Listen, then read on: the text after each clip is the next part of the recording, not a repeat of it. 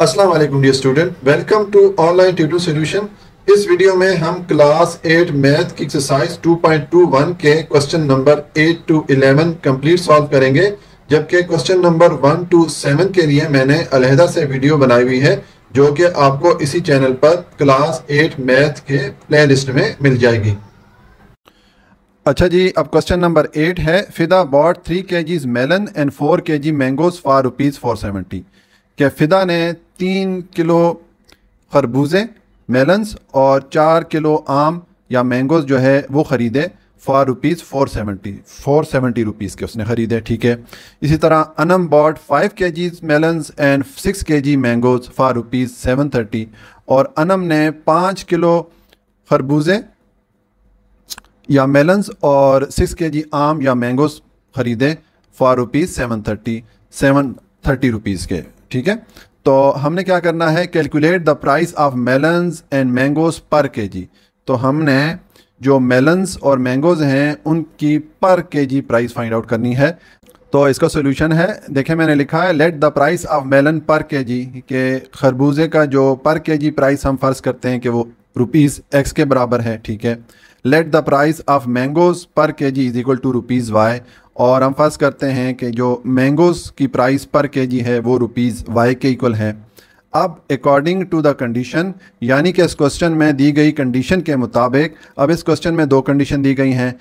तो देखें, इसमें पहली कंडीशन है कि फ़िदा ने 3 kgs मेलन और 4 kgs मैंगो परचेज़ किए 470 के। तो देखें, अगर हमारे पास 1 kg मेलन की प्राइस X है तो 3 kg मेलन की प्राइस क्या हो जाएगी, हम X को 3 से मल्टीप्लाई कर लेंगे। इसी तरह प्लस 1 kg मैंगोज़ की प्राइस Y है तो 4 kg मैंगोज़ की प्राइस कितनी हो जाएगी, हम इसको 4 से मल्टीप्लाई कर लेंगे। ठीक है। तो इन दोनों का जो टोटल आ रहा है वो है 470। ठीक है।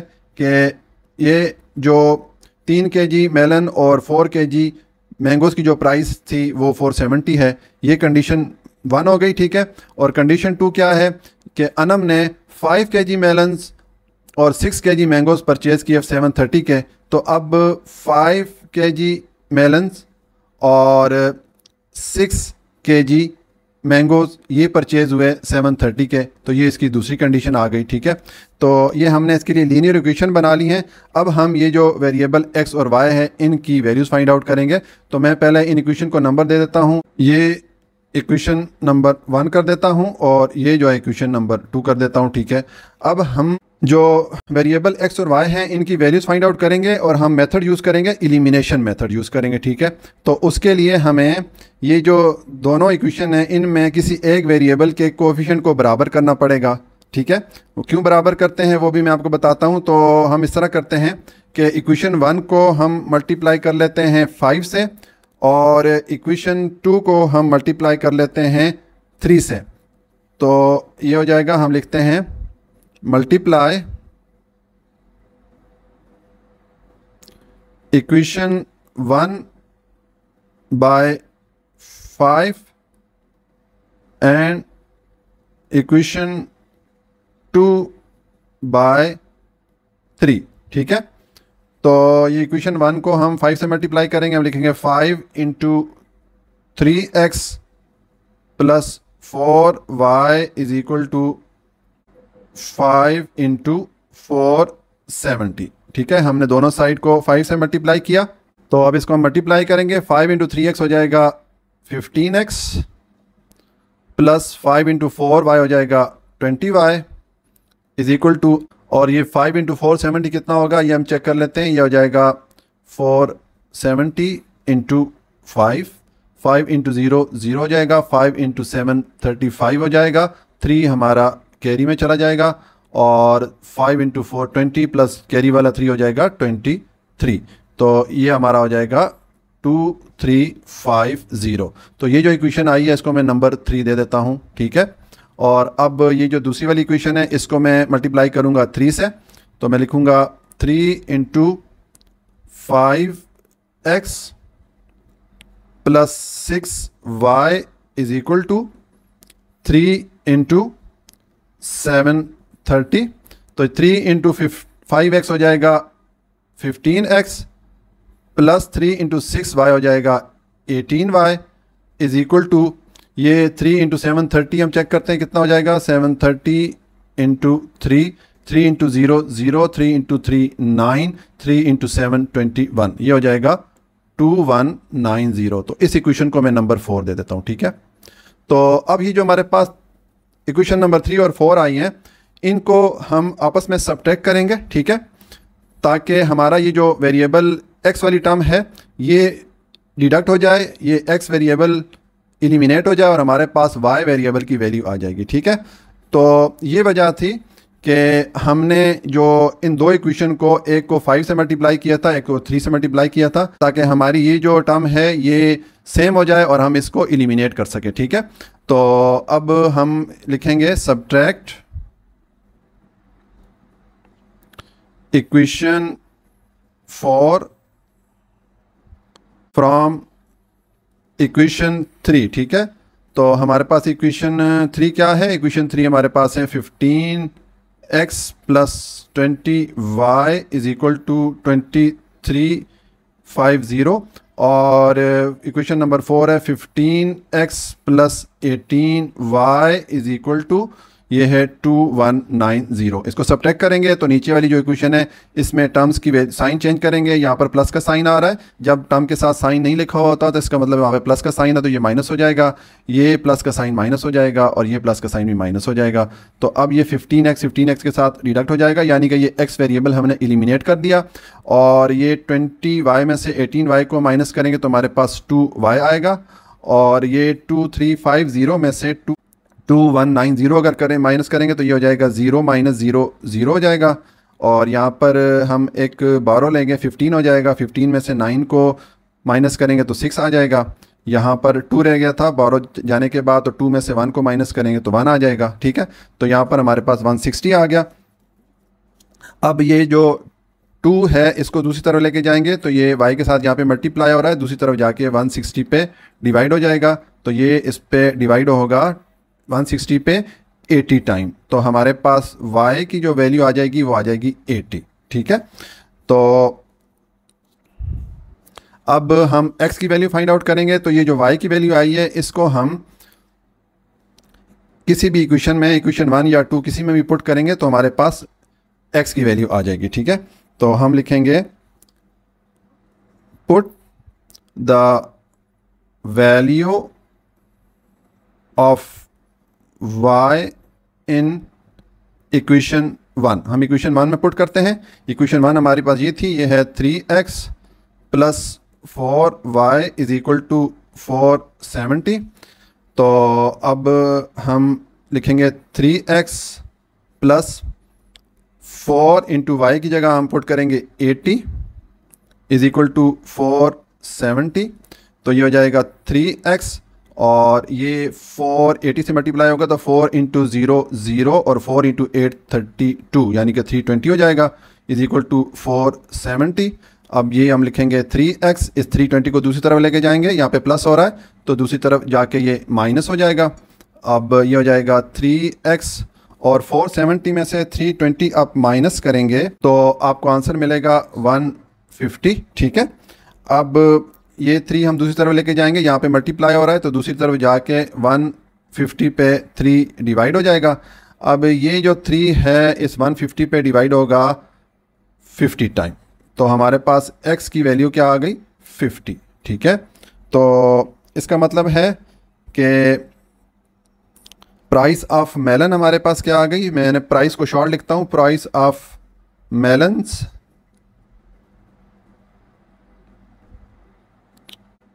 Price of melon per kg, हाँ,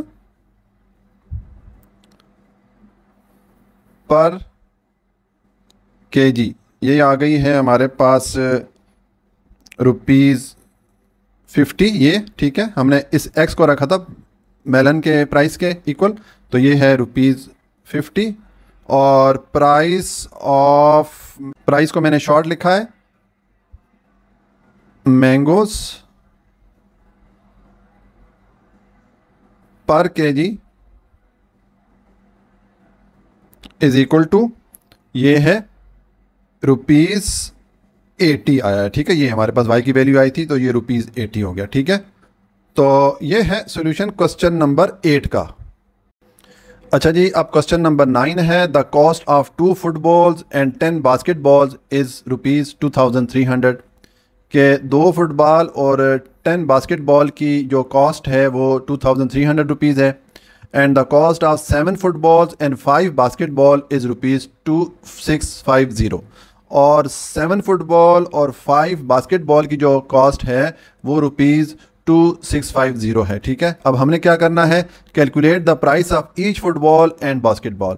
तो हमने एक फुटबॉल और एक बास्केटबॉल की प्राइस फाइंड आउट करनी है। ठीक है, तो इसका सोल्यूशन है, देखिए मैंने लिखा है let the cost of football के एक फुटबॉल की जो कॉस्ट है वो ₹X के इक्वल है, the cost of basketball is equal to ₹Y और एक बास्केटबॉल की जो कॉस्ट है वो ₹Y के इक्वल है। ठीक है, ये हमने फ़र्ज़ किया।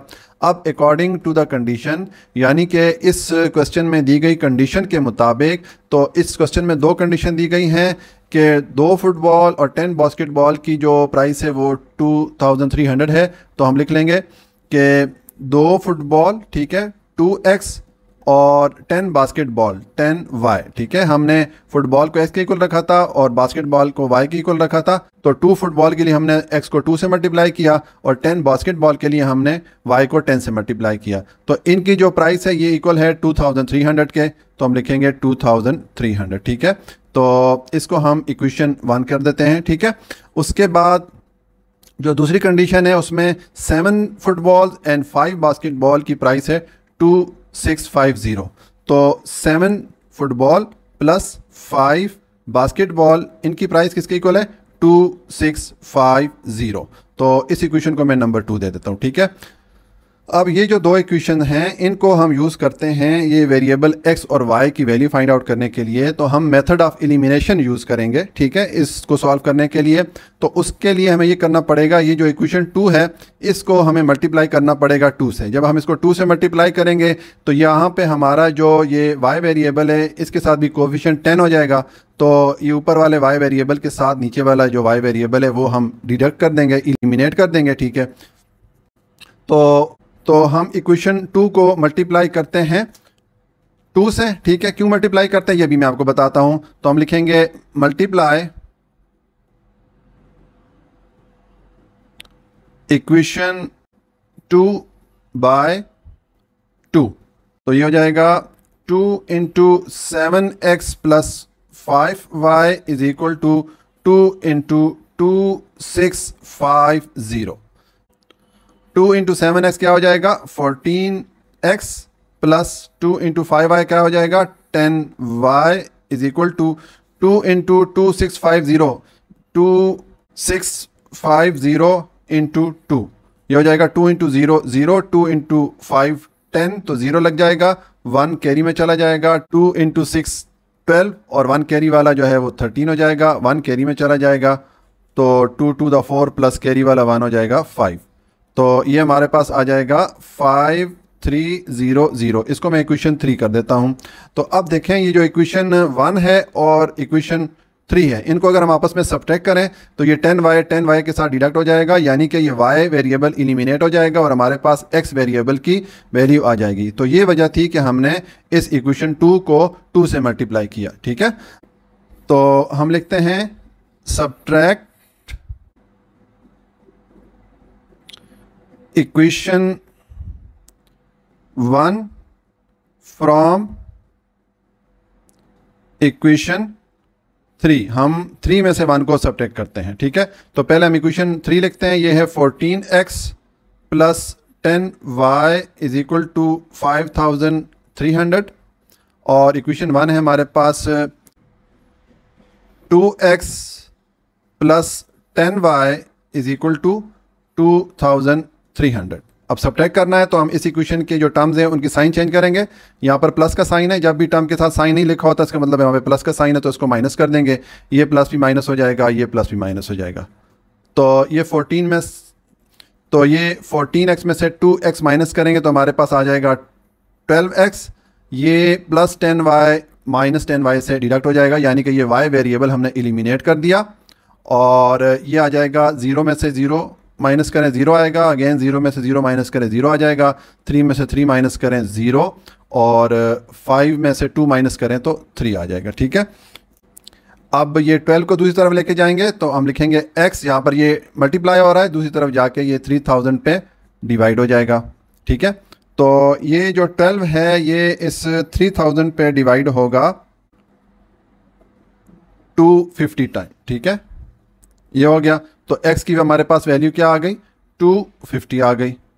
अब हम इस x की वैल्यू इन पहली या दूसरी किसी भी इक्वेशन में पुट करें तो हमारे पास y की वैल्यू आ जाएगी। तो हम लिखेंगे put the value of x in equation, मैं इक्वेशन 1 में पुट कर लेता हूं, इक्वेशन 1 लिख दिया मैंने, ठीक है।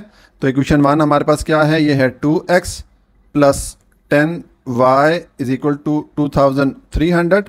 अब हम जो x की वैल्यू में पुट करेंगे ये आ जाएगा 2 into 250 plus 10y is equal to 2300। तो ये 2 इंटू 250 क्या हो जाएगा, 500 हो जाएगा, plus 10y is equal to 2300। अब ये 500 दूसरी तरफ लेके जाएंगे, ये हो जाएगा 10y इज इक्वल टू, ये होगा 2300, ये 500 दूसरी तरफ आके माइनस हो जाएगा क्योंकि वहाँ पे प्लस हो रहा था, ठीक है। तो ये हो जाएगा 10y इज इक्वल टू 2300 में से आप 500 माइनस करेंगे तो आपको बैलेंस मिलेगा 1800। अब ये 10 को दूसरी तरफ लेके जाएंगे तो यहाँ पर ये y के साथ मल्टीप्लाई हो रहा है, दूसरी तरफ आके ये 1800 पे डिवाइड हो जाएगा। तो अब ये जो 0 है, 0 के साथ डिडक्ट हो जाएगा, हमारे पास y की वैल्यू आ जाएगी 180, ठीक है। तो इसका मतलब है कि ये जो x हमारे पास वैल्यू आई थी ये कॉस्ट ऑफ फुटबॉल थी, क्योंकि हमने x के इक्वल रखा था कॉस्ट ऑफ फुटबॉल को, और जो y की ये जो वैल्यू आई है ये हमारे पास कॉस्ट ऑफ बास्केटबॉल आई है, ठीक है। तो हम लिख लेंगे हेंस कॉस्ट ऑफ फुटबॉल, यानी कि एक फुटबॉल की जो प्राइस है इज इक्वल टू रुपीस कितनी है, ये आई थी हमारे पास 250, तो ये हो गया 250, और कॉस्ट ऑफ बास्केटबॉल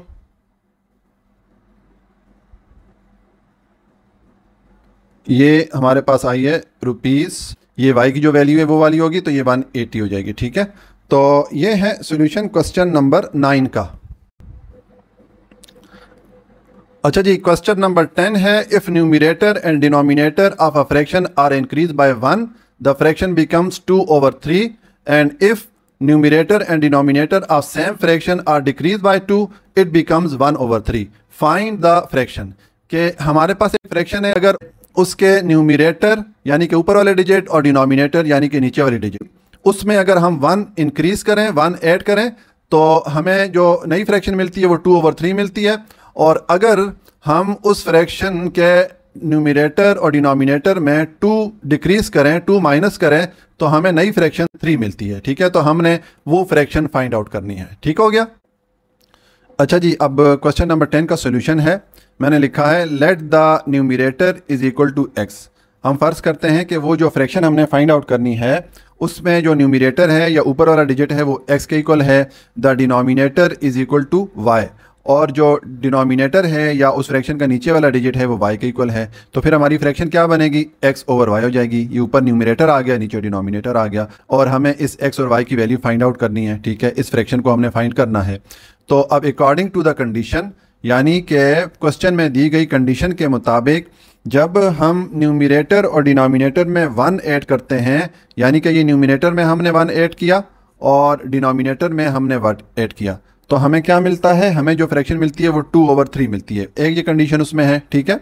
और दूसरी कंडीशन क्या है कि अगर हम न्यूमरेटर में से 2 सब्ट्रैक्ट करें और डिनोमिनेटर में से 2 सब्ट्रैक्ट करें, तो फिर हमें क्या मिलता है, फिर हमें जो फ्रैक्शन मिलती है वो 1/3 मिलती है, ठीक है। ये 2 कंडीशन बताई गई थी, उनके लिए हमने इक्वेशन बना दी हैं। तो इस इक्वेशन को मैं नंबर 1 कर देता हूं और इस इक्वेशन को मैं नंबर 2 कर देता हूं। अब जो इक्वेशन 1 है मैं लिखता हूं फ्रॉम इक्वेशन 1, इसमें ये जो इक्वेशन है इसमें मैं ये जो नीचे जो टर्म्स आ रही हैं इनको मैं क्रॉस मल्टीप्लाई कर लेता हूँ। इस टर्म को मैं इस साइड में मल्टीप्लाई कर लेता हूँ और इस टर्म को मैं इस साइड में मल्टीप्लाई कर लेता हूँ। तो ये हो जाएगा 3 into x plus 1 is equal to, ये होगा 2 इंटू वाई प्लस 1। तो ये हो जाएगा 3x प्लस 3 इंटू 1 3 हो जाएगा इज इक्वल टू, ये हो जाएगा 2 इंटू वाई, 2y हो जाएगा, 2 इंटू 1 हो जाएगा, 2 हो जाएगा। ठीक है, अब हम ये जो वेरिएबल वाली टर्म है उनको एक तरफ ले जाते हैं, कांस्टेंट को दूसरी तरफ ले जाते हैं। तो ये हो जाएगा 3x, ये 2y इस तरफ आएगा तो यहाँ पर माइनस हो जाएगा क्योंकि उधर ये प्लस हो रहा था, और ये 3 इधर आएगा तो यहाँ पर प्लस हो रहा है, दूसरी तरफ आके माइनस हो जाएगा। तो ये होगा 3x minus 2y is equal to, 3 में से 2 माइनस करेंगे 1 आएगा, साइन बड़ी वैल्यू का यानी कि माइनस का साइन आ जाएगा। ठीक है, तो ये जो हमारी इक्वेशन बनी है इसको मैं नंबर 3 दे देता हूँ। ठीक हो गया। अब ये जो इक्वेशन 2 है इसको भी हम सॉल्व करते हैं। हम लिखते हैं फ्रॉम इक्वेशन 2। अब इसमें भी ये जो नीचे वाली टर्म्स आ रही हैं इनको हम क्रॉस मल्टीप्लाई करते हैं। इस टर्म को हम इस 1 से मल्टीप्लाई कर लेते हैं, इस 3 को हम इस टर्म से मल्टीप्लाई कर लेते हैं। तो ये हो जाएगा 3 into x minus 2 is equal to 1 into y minus 2। तो ये 3 इंटू एक्स 3x हो जाएगा, 3 इंटू माइनस 2 माइनस 6 हो जाएगा, 1 इंटू वाई वाई हो जाएगा, और माइनस 1 इंटू 2 2 हो जाएगा। अब हम ये वेरिएबल वाली टर्म एक तरफ ले आते हैं और कांस्टेंट वाली टर्म दूसरी तरफ ले जाते हैं। तो ये हो जाएगा 3x, इस y को इधर लेके आएंगे तो ये माइनस हो जाएगा क्योंकि यहाँ पे प्लस था, और ये माइनस 2 आएगा, और इस 6 को इधर लेके आएंगे तो इधर माइनस हो रहा है, इधर आके प्लस हो जाएगा। तो ये हो जाएगा 3x minus y is equal to, 6 में से 2 को माइनस करेंगे हमारे पास बैलेंस आ जाएगा 4। तो ये जो इक्वेशन आई है इसको मैं नंबर 4 दे देता हूँ। ठीक है, अब जब हमारे पास ये इक्वेशन 3 और 4 आ गई है तो हम जो वेरिएबल x और y की वैल्यू फाइंड आउट करेंगे तो हम कौन से मेथड से फाइंड आउट करेंगे, हम मेथड ऑफ एलिमिनेशन यूज़ करेंगे। ठीक है, तो उसमें हम क्या करेंगे कि हम ये जो दो इक्वेशन है 3 और 4 इनको आपस में सब्ट्रैक्ट करेंगे तो ये 3x वाली टर्म डिडक्ट हो जाएगी। इसका मतलब है कि जो x वेरिएबल है वो एलिमिनेट हो जाएगा और हमारे पास y वेरिएबल की वैल्यू आ जाएगी। ठीक है, तो हम लिखते हैं सब्ट्रैक्ट इक्वेशन 3 फ्रॉम इक्वेशन 4। तो हमारी जो इक्वेशन 4 है वो है 3x minus y is equal to 4, और इक्वेशन 3 हमारे पास है 3x minus 2y is equal to -1। अब सब्ट्रैक्ट करेंगे तो इसकी जो टर्म्स के साइन है वो चेंज करेंगे। यहाँ पर प्लस का साइन है, जब भी टर्म के साथ साइन नहीं लिखा हुआ होता इसका मतलब है वहाँ पे प्लस का साइन है, तो ये प्लस माइनस हो जाएगा, ये माइनस प्लस हो जाएगा, ये माइनस प्लस हो जाएगा। तो अब ये 3x और 3x आपस में डिडक्ट हो गए यानी कि x वेरिएबल एलिमिनेट हो गया, और ये प्लस 2y में से y माइनस करेंगे तो हमारे पास आ जाएगा y, और ये +4 और +1 ये आ जाएगा 5। तो ये हमारे पास y की वैल्यू आ गई। अब हम इस y की वैल्यू को पुट करेंगे इक्वेशन 1 या 4 किसी में भी पुट करें तो आपको x की वैल्यू मिल जाएगी। तो मैं लिखता हूं put the value of y in equation 3। मैं इक्वेशन 3 में पुट कर देता हूं। ठीक है, तो ये हो जाएगा, पहले मैं इक्वेशन लिखता हूँ 3x minus 2y is equal to -1। अब ये आ जाएगा 3x माइनस 2 इंटू वाई की जगह मैं पुट करूँगा 5 इज इक्वल टू -1। तो ये हो जाएगा 3x माइनस 2 5 से मल्टीप्लाई होगा तो ये -10 हो जाएगा इज इक्वल टू -1 आ जाएगा। ये आ जाएगा 3x, अब ये -10 को दूसरी तरफ लेके जाएंगे, यहाँ पे माइनस हो रहा है, दूसरी तरफ जाके ये प्लस हो जाएगा। तो ये हो जाएगा 3x इज इक्वल टू 10 में से 1 माइनस करेंगे हमारे पास 9 आ जाएगा। अब ये 3 दूसरी तरफ लेके जाएंगे तो यहाँ पे ये मल्टीप्लाई हो रहा है x के साथ, दूसरी तरफ जाके ये डिवाइड हो जाएगा। तो देखें अब ये 3 इस 9 को डिवाइड करेगा 3 टाइम तो हमारे पास x की वैल्यू आ जाएगी 3। ठीक है, तो ये हमारे पास x की वैल्यू आ गई। हमने x को किसके इक्वल रखा था, न्यूमरेटर के, यानी कि उस फ्रैक्शन का जो ऊपर वाला डिजिट है न्यूमरेटर है वो 3 है, और उसका जो नीचे वाला डिजिट या डिनोमिनेटर जिसको y के इक्वल रखा था वो है 5। ठीक है, तो हम लिखेंगे hence fraction is equal to, अब हमारे पास न्यूमिनेटर क्या है, ऊपर वाला डिजिट कौन सा है 3 है, और नीचे वाला डिजिट हमारे पास आया है 5, डिनोमिनेटर 5 है। तो ये है वो रिक्वायर्ड फ्रैक्शन, और ये है सॉल्यूशन क्वेश्चन नंबर 10 का। क्वेश्चन नंबर 11 है, if numerator and denominator of a fraction are decrease by 1, के अगर एक फ्रैक्शन हो और उसके न्यूमिनेटर और डिनोमिनेटर में हम 1 डिक्रीज करें तो जो नई फ्रैक्शन हमें मिलती है वो 1/2 मिलती है। If numerator and denominator of same fraction are decrease by 3 it becomes 1/4, और अगर उसी फ्रैक्शन के न्यूमिनेटर यानी कि ऊपर वाले डिजिट और डिनोमिनेटर यानी कि नीचे वाले डिजिट को डिक्रीज करें, उसमें माइनस करें 3 को, तो जो नई हमें फ्रैक्शन मिलती है वो 1/4 मिलती है। तो हमने क्या करना है, फाइंड द फ्रैक्शन, तो हमने वो जो एक्चुअल फ्रैक्शन है वो हमने फाइंड आउट करनी है। अच्छा जी, अब क्वेश्चन नंबर 11 का सॉल्यूशन है। हम फर्ज करते हैं कि जो हमने फ्रैक्शन फाइंड करनी है उसका जो न्यूमिनेटर है या ऊपर वाला डिजिट है वो x के इक्वल है, let the denominator is equal to y, और उस फ्रैक्शन का जो नीचे वाला डिजिट है वो y के इक्वल है। ये हमने फ़र्ज़ किया, तो हमारी फ्रैक्शन फिर क्या बनेगी, x/y बनेगी। ठीक है, ऊपर न्यूमिनेटर आ गया, नीचे डिनोमिनेटर आ गया, और हमें इस x और y की वैल्यू फाइंड आउट करनी है। ठीक है, अब अकॉर्डिंग टू द कंडीशन, यानी कि जो क्वेश्चन में कंडीशन है उसके मुताबिक जब हम न्यूमिनेटर और डिनोमिनेटर में से 1 डिक्रीज करते हैं, यानी कि हम x-1 करते हैं और y-1 करेंगे, तो हमें जो फ्रैक्शन मिलती है वो किसके इक्वल मिलती है, वो 1/2 के इक्वल मिलती है। ठीक है, और दूसरी कंडीशन में ये बताई गई है कि अगर हम इस न्यूमिनेटर में से 3 डिक्रीज करें और डिनोमिनेटर में से भी 3 डिक्रीज करें, यानी कि इसको माइनस करें, तो हमें जो फ्रैक्शन मिलती है वो 1/4 के इक्वल मिलती है। ठीक है, तो ये हमने इक्वेशन बना ली है, जो हमें कंडीशन बताई गई थी उसको यूज़ करके। तो हम इन इक्वेशन को नंबरिंग दे देते हैं, ये हम इसको नंबर 1 कर देते हैं और इस इक्वेशन को नंबर 2 कर देते हैं। ठीक है, अच्छा जी, अब ये 2 इक्वेशन आ गई हैं, तो हम ये इक्वेशन 1 को पहले सॉल्व करते हैं।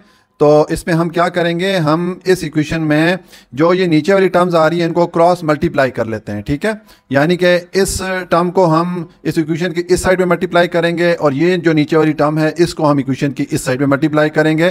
तो हम लिखेंगे फ्रॉम इक्वेशन 1। ठीक है, तो अब ये 2 को मल्टीप्लाई करते हैं साइड से, ये हो जाएगा 2 into x minus 1 is equal to, ये हो जाएगा 1 इंटू वाई माइनस 1। ठीक है, ये वाली टर्म मैं दूसरी तरफ ले गया हूँ, तो ये हो जाएगा 2x माइनस 2 इंटू 1 हो जाएगा 2 इज इक्वल टू, ये 1 इंटू वाई हो जाएगा, माइनस 1 इंटू 1 1 हो जाएगा। ठीक है, अब हम ये जो वेरिएबल वाली टर्म्स हैं उनको एक तरफ ले आते हैं और कांस्टेंट को दूसरी तरफ ले जाते हैं। तो इस y को मैं इधर लेके आऊँगा, तो यहाँ पर आके ये माइनस हो जाएगा क्योंकि उस तरफ ये प्लस था, और ये इस 2 को मैं दूसरी तरफ लेके जाऊँगा, यहाँ पर ये माइनस है तो दूसरी तरफ आके ये प्लस हो जाएगा। ठीक है, तो ये हमारे पास आ जाएगा 2x minus y is equal to 1 आ जाएगा। ठीक है, 2 में से 1 को माइनस करेंगे, तो इस इक्वेशन को मैं नंबर दे देता हूँ 3।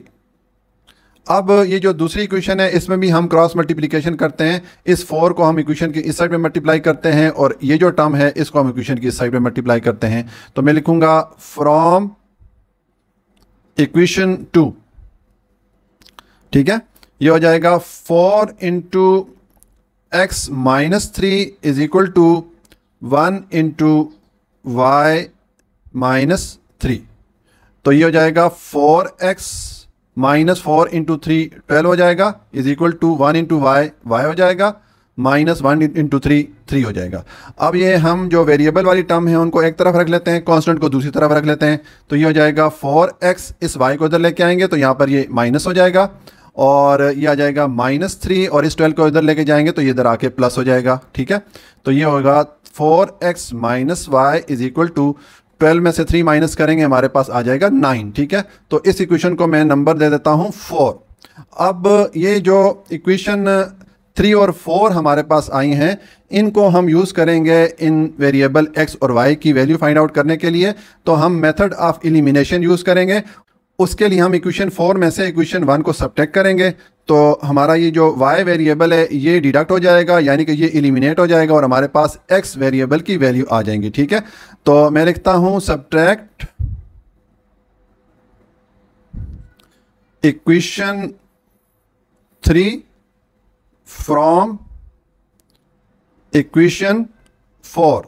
तो मैं पहले इक्वेशन 4 लिखूंगा, ये आ जाएगा 4x minus y is equal to 9, और उसके बाद नीचे आ जाएगी इसकी इक्वेशन 3, ये आ जाएगा 2x minus y is equal to 1। अब इनको सब्ट्रैक्ट करना है, तो हम इस इक्वेशन की टर्म की साइन चेंज करेंगे। यहाँ पर प्लस का साइन है, जब भी टर्म के साथ कोई साइन नहीं लिखा होता इसका मतलब है वहाँ पे प्लस का साइन है, तो ये माइनस हो जाएगा, ये माइनस का साइन प्लस हो जाएगा, ये प्लस का साइन माइनस हो जाएगा।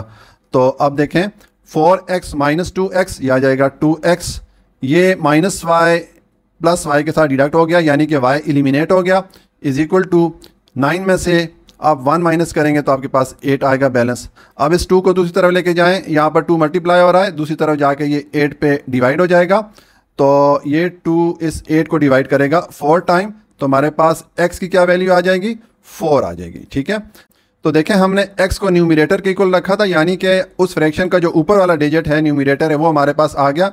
अब हम उसका जो नीचे वाला डिजिट डिनोमिनेटर फाइंड आउट करेंगे, जिसको हमने y वेरिएबल के इक्वल रखा था।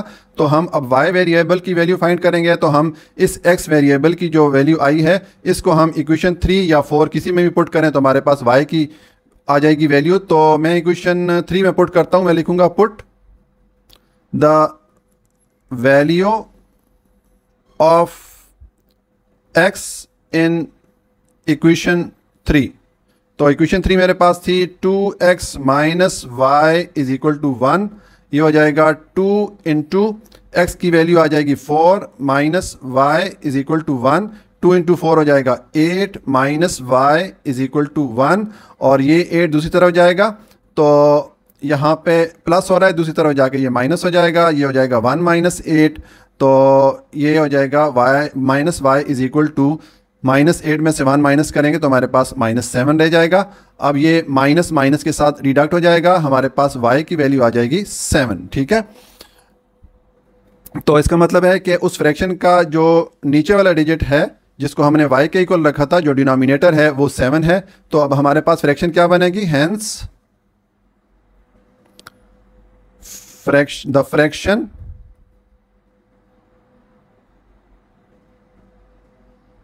इज इक्वल टू, इसमें जो न्यूमरेटर हमारे पास आया था वो 4 है, ऊपर वाला डिजिट 4 है, और डिनोमिनेटर हमारे पास क्या है, 7 आया है, नीचे वाला डिजिट 7 है। तो ये हमारी वो फ्रैक्शन बन गई। ये है सॉल्यूशन क्वेश्चन नंबर 11 का।